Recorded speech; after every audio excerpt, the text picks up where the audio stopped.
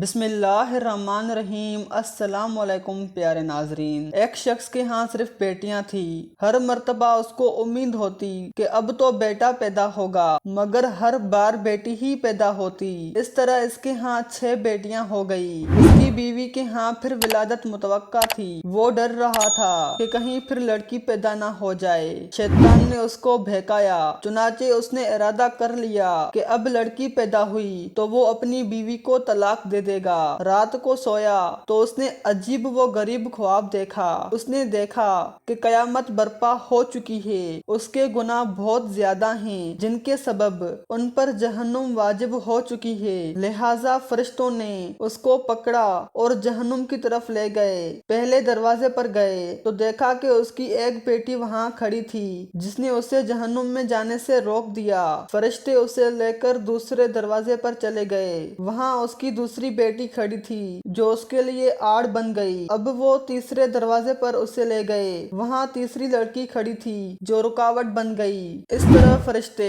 جس دروازے پر اس کو لے کر جاتے اس کی ایک بیٹی کھڑی ہوتی جو اس کا دفاع کرتی اور جہنم میں جانے سے روک دیتی۔ غرض یہ کہ فرشتے اسے جہنم کے 6 دروازے پر لے کر گئے، مگر ہر دروازے پر اس کی کوئی نہ کوئی بیٹی رکاوٹ بنتی چلی گئی۔ اب 7واں دروازہ باقی تھا۔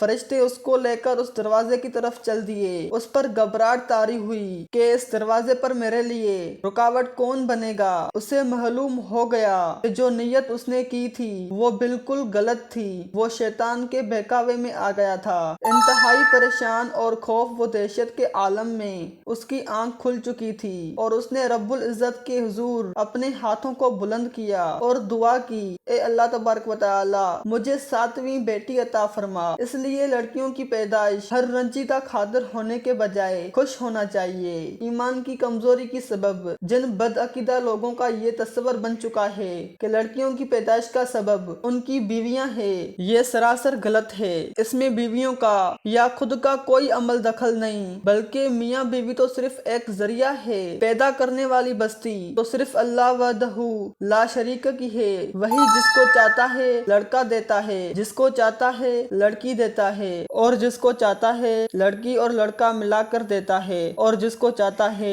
بھانج بنا دیتا ہے۔